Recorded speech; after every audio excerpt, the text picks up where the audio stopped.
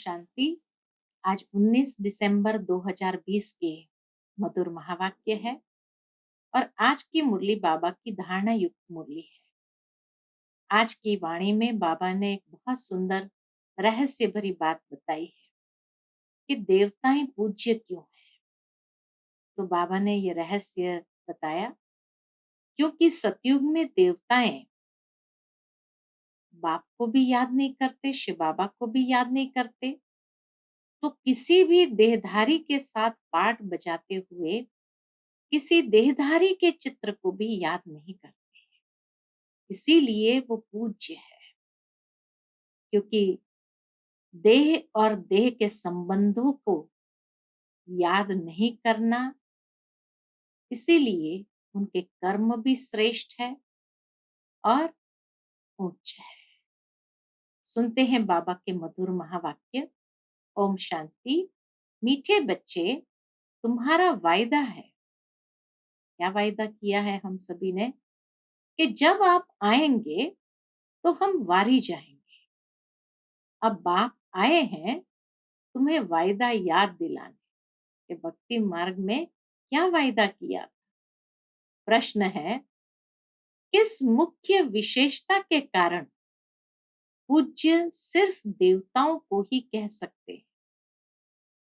उत्तर है, देवताओं की यह विशेषता है जो कभी किसी को याद नहीं करते, न बाप को याद करते, न किसी के चित्र को याद करते, अर्थात किसी देहधारी को याद करते।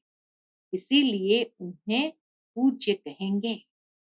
वहां सुख ही सुख रहता है, इसलिए किसी को याद करने की दरकार नहीं।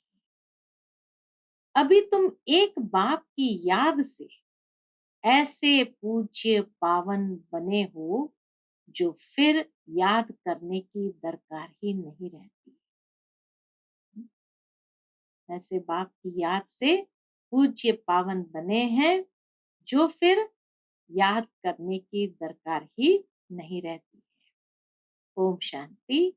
मीठे मीठे रूहानी बच्चे, अब रूहानी आत्मा तो नहीं कहेंगे। रूह अथवा आत्मा एक ही बात है।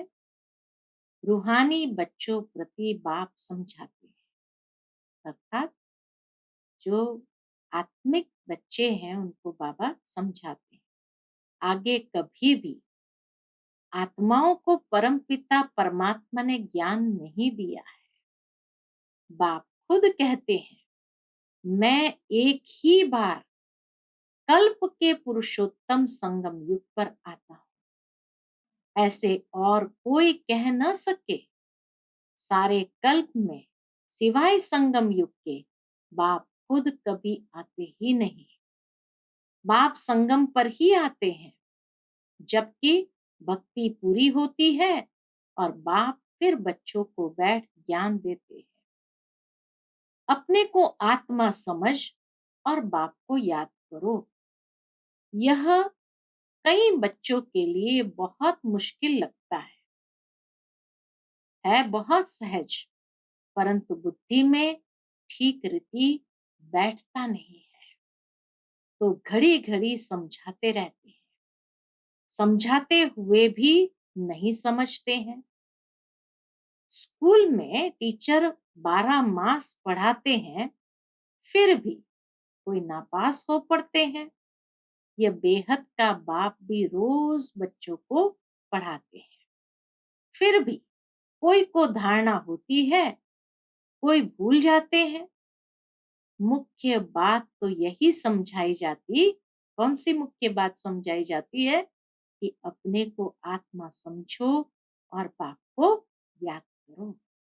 बाप ही कहते हैं, क्या कहते हैं? माम एकम याद करो। और कोई मनुष्य मात्र कभी कह नहीं सकेंगे। ये शब्द बाबा कहे, कोई मनुष्य मात्र कह नहीं सकेंगे। बाप कहते हैं, मैं एक ही बार आता हूं। कल्प के बाद फिर संगम पर एक ही बार तुम बच्चों को ही समझाता हूं। तुम ही यह ज्ञान प्राप्त करते हो। दूसरा कोई लेते ही नहीं। प्रजापिता ब्रह्मा के तुम मुख वंशावली ब्राह्मण इस ज्ञान को समझते हो, जानते हो। क्या जानते हैं? कल्प पहले भी बाप ने इस संगम पर यह ज्ञान सुनाया था। बाबा हमें सारे चक्र की स्मृति दे देते हैं और इसीलिए हमें बहुत अच्छे से याद आता है कि कल्प पहले भी बाबा ने यह ज्ञान हम बच्चों को समझाया था। तुम ब्राह्मणों का ही पाठ है, इन वर्णों में भी फिरना तो जरूर है। ये वर्णों में ब्राह्मण, देवता, क्षत्रिय, वैश्य, शूद्र, तो बाबा के इन वर्णों में भी फिरना तो जरूर है। और धर्म वाले इन वर्णों में आते ही नहीं, भारतवासी ही इन वर्णों में आते हैं। ब्राह्मण भी भारतवासी ही बनते हैं, इसीलिए बाप को भारत में ही आना पड़ता है। विदेश के अंदर जो बच्चे गए हैं वह भी तो आखिर भारतवासी ही है, जो विभिन्न चोला पहन करके अलग अलग धर्मों में गए हैं। तो इसीलिए बाप को भी भारत में ही आना पड़ता है। तुम हो प्रजापिता ब्रह्मा के मुख वंशावली ब्राह्मण। ब्राह्मणों के बाद फिर है देवताएं और क्षत्रिय। क्षत्रिय कोई बनते नहीं है, तुमको तो ब्राह्मण बनाते हैं, फिर तुम देवता बनते हो। क्षत्रिय भी देवताएं हैं। वही फिर धीरे धीरे कला कम होती है तो उनको क्षत्रिय कहते हैं। बाबा तो हर एक को देवता ही बनाते हैं, लेकिन जैसे जैसे कला कम होती जाती है तो अपने आप क्षत्रिय बन जाते हैं।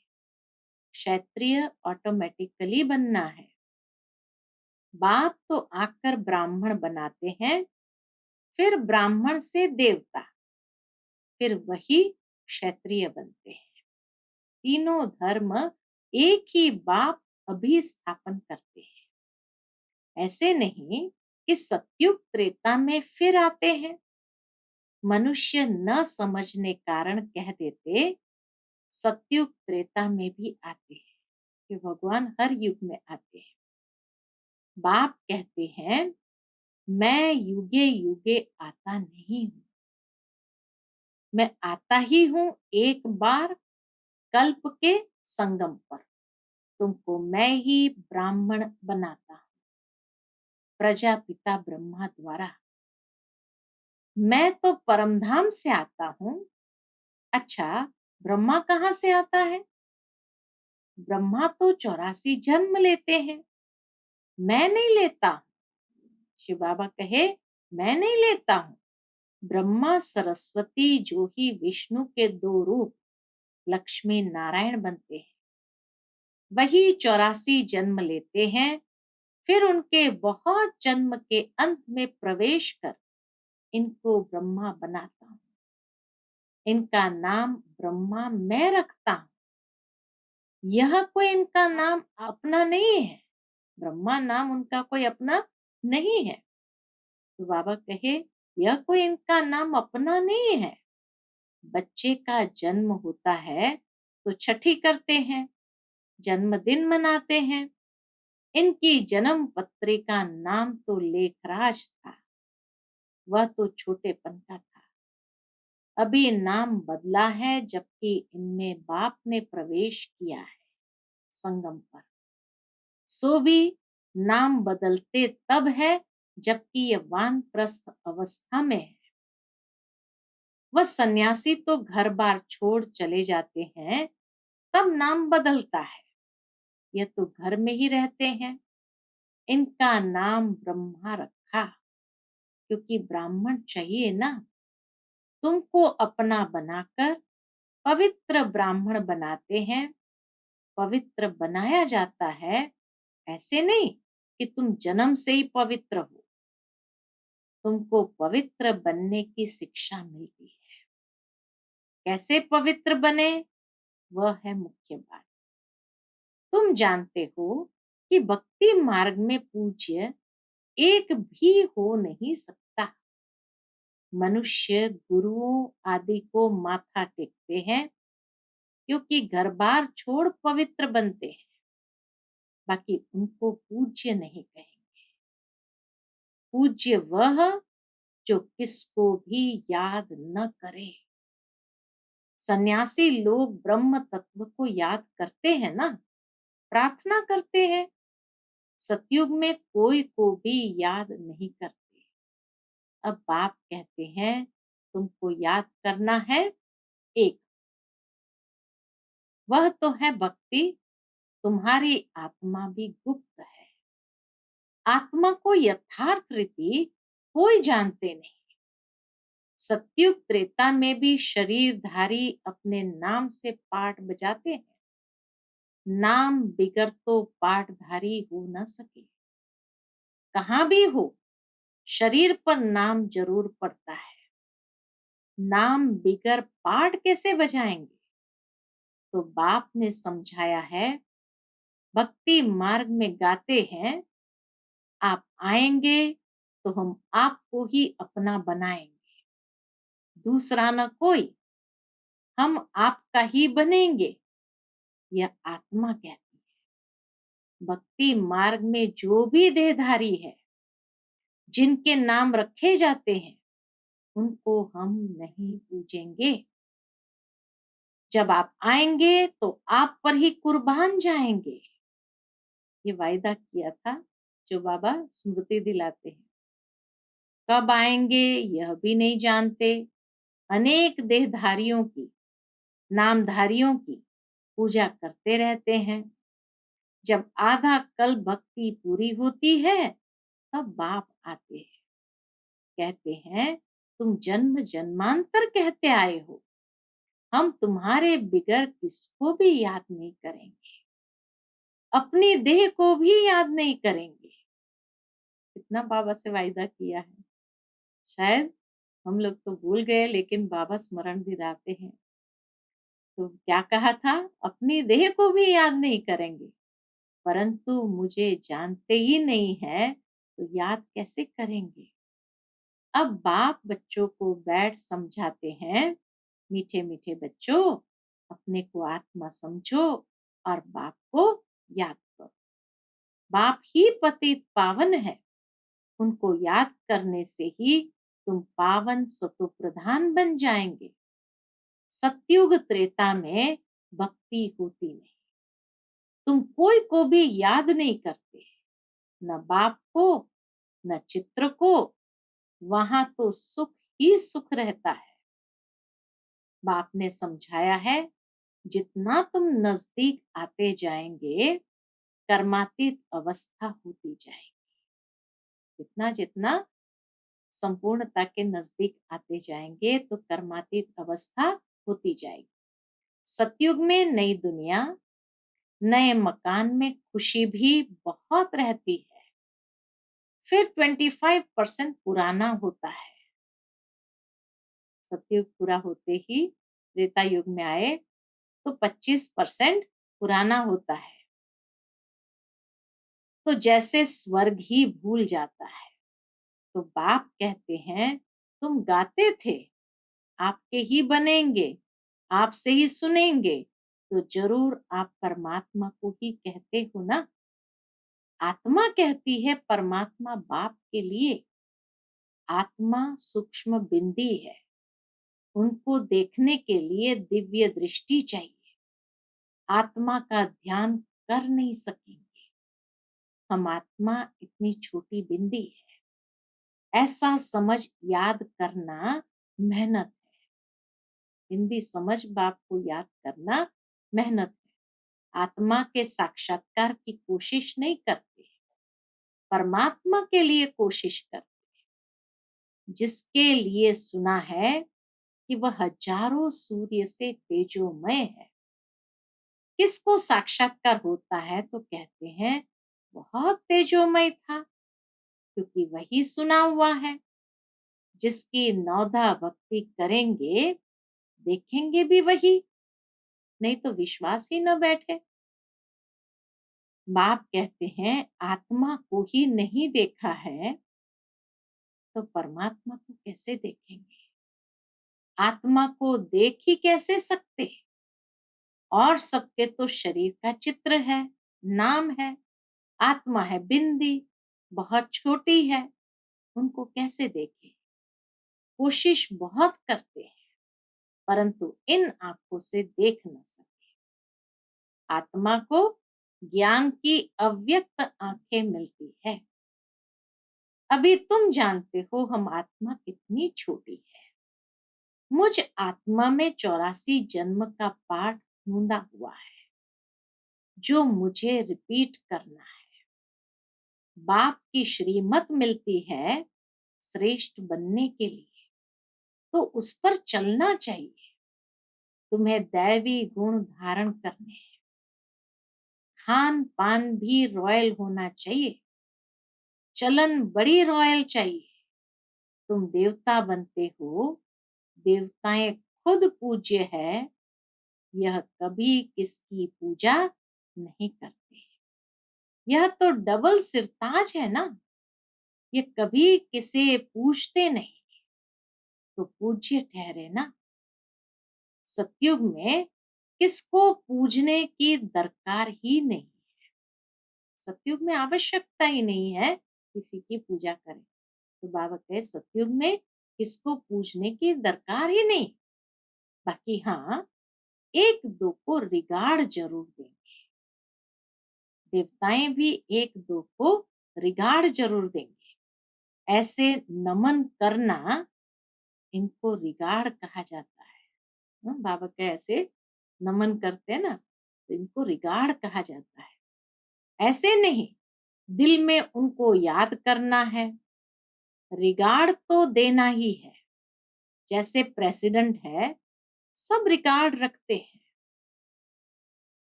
बाबा मिसाल देते, जैसे इस दुनिया में कोई महान हस्ती है, प्रेसिडेंट है, सब रिगार्ड रखते हैं, जानते हैं ये बड़े मर्तबे वाला है, नमन थोड़ी करना है। तो बाप समझाते हैं यह ज्ञान मार्ग बिल्कुल अलग चीज है।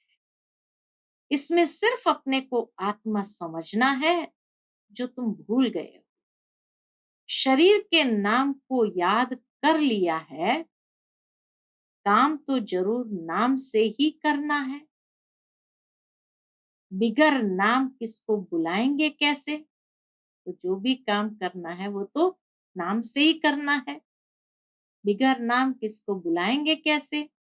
भल तुम शरीरधारी बन पाठ बजाते हो, परंतु बुद्धि से शिव बाबा को याद करना है। कृष्ण के भक्त समझते हैं हमको कृष्ण को ही याद करना है। बस जिधर देखता हूं कृष्ण ही कृष्ण है। हम भी कृष्ण, तुम भी कृष्ण। अरे तुम्हारा नाम अलग, उनका नाम अलग, सब कृष्ण ही कृष्ण कैसे हो सकते? सबका नाम कृष्ण थोड़ी होता है। जो आता सो बोलते रहते हैं। अब बाप कहते हैं भक्ति मार्ग के सब चित्र आदि को भूल एक बाप को याद करो। चित्र को तो तुम पतित पावन नहीं कहते। हनुमान आदि पतित पावन थोड़ी है। अनेक चित्र है, कोई भी पतित पावन नहीं। कोई भी देवी आदि जिसको शरीर है, उनको पतित पावन नहीं कहेंगे। 6-8 भुजाओं वाली देवियां आदि बनाते हैं, सब अपनी बुद्धि से। ये है कौन? वह तो जानते नहीं। यह पतित पावन बाप की औलाद मददगार है। ये देवियां 6-8 पूजा वाली है कौन? बाबा कहे वास्तव में ये बाप को मदद करने वाली, पतित पावन बाप को मददगार बनने वाली औलाद है। तो ये पतित पावन बाप की औलाद मददगार है, ये किसको भी पता नहीं है। तुम्हारा रूप तो ये साधारण ही है, ये शरीर तो विनाश हो जाएगा। ऐसे नहीं कि तुम्हारे चित्र आदि रहेंगे, ये सब खत्म हो जाएंगे। वास्तव में देवियां तुम हो, नाम भी लिया जाता है, सीता देवी, फलानी देवी, राम देवता नहीं कहेंगे।